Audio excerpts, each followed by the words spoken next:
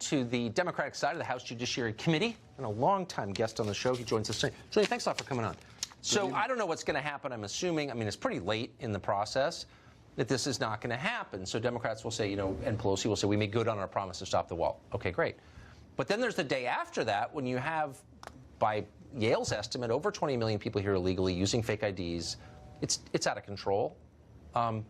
What's the plan at that point to secure the border, the Democrats' plan? I think, well, let's talk about good faith. I think the question you were asking Representative Jordan is, were the Republicans of good faith? President Trump famously told the Mexican president that he didn't really care about the wall in a conversation that was caught by U.S. intelligence. That's all true. The Republicans have been in control for 2 years. I couldn't agree more. Why haven't they passed anything? You don't need to convince me to that. Is this an issue they like to tell your viewers and their voters that they're for? Yes. But it's just symbolic? Yes. It's a mirage? I think Paul Ryan would like to leverage the enthusiasm and the donations of ordinary Republicans to win and then subvert their will on behalf of his donors once he gets there. I agree. So you're being honest. So you're. I don't work for anybody. But you're being honest. That's right. So let's talk about good faith on the Democrats' part. Yeah. Which is what you asked about. I think the Democrats have to say, in unequivocal terms, we are completely against open borders. We are against illegal immigration. We are for legal immigration. Now, they've done that. In the past, Democrats have voted $40 billion for border security. Including 700 miles of fencing and walls. Schumer is on record doing that. Donald Trump's position has changed from 2,000 miles of border wall to 700 miles of border wall. There's actually consensus for physical security, border security, physical security, a wall, fencing, where it makes sense.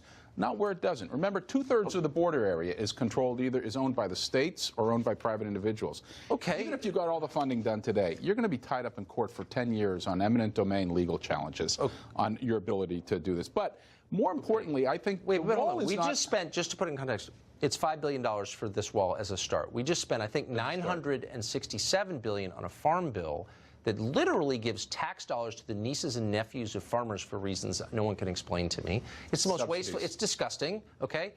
And so it's not, this whole idea it's too expensive is just like such a transparent lie, it's not even worth addressing. No, I didn't say it's expensive. No, I don't think you were, but here's what I'm so struck by. Rather than make like an adult argument, we're getting Gutierrez lecturing us about Jesus. Let me make an adult argument. And wait, hold on. And then Speaker of the House lecturing us about Jesus. Now, I'm pro-Jesus, but like the Partial Birth Abortion Caucus is lecturing me about Jesus because, do you know what I mean? It's insulting, actually. So let me try to make an adult argument. I think it is political symbolism. I think it is something that the Trump campaign threw out at election time. And the reason I say that is because if you were serious about illegal immigration, which I think Democrats and Republicans ought to be, you would go after things that were going to make a difference. The primary cause, the primary suction tube of illegal immigration is visa overstays.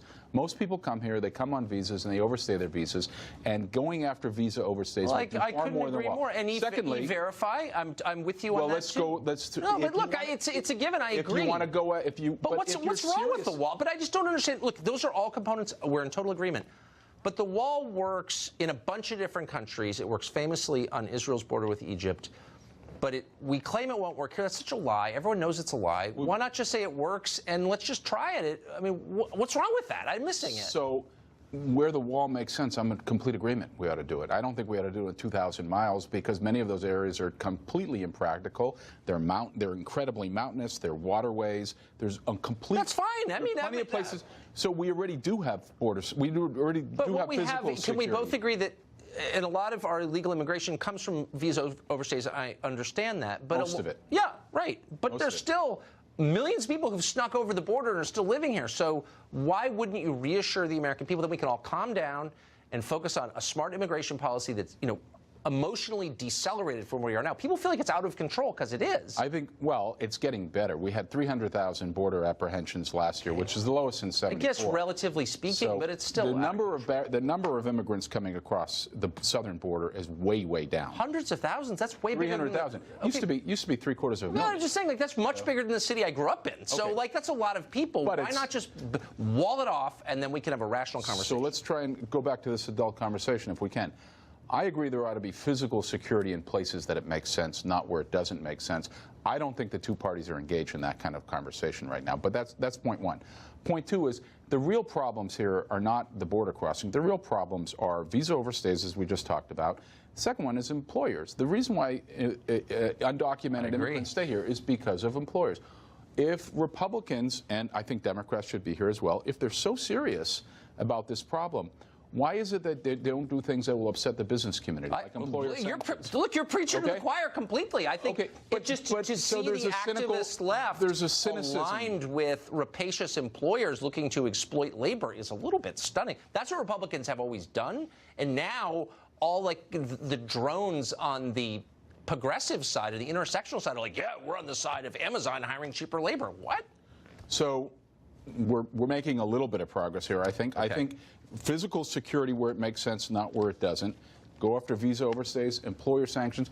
The last point I would make to you is that we're almost at time. I don't think Mexico is the enemy here. Most of the illegal immigration that occurs on the southern border is Central America, not Mexicans. And more than half of the illegal is coming from Central America. But Mexico actually has a rather effective border security system. But they've encouraged illegal immigration into this country. They've actually deported hundreds of thousands of Central Americans. They printed pamphlets telling people how to sneak across the border. So that doesn't seem like I think Mexico could conceivably be much more of an ally than we give them Hopefully it will be. for. Julian, thank you very much. Thanks. Good to see you. California Democrats have been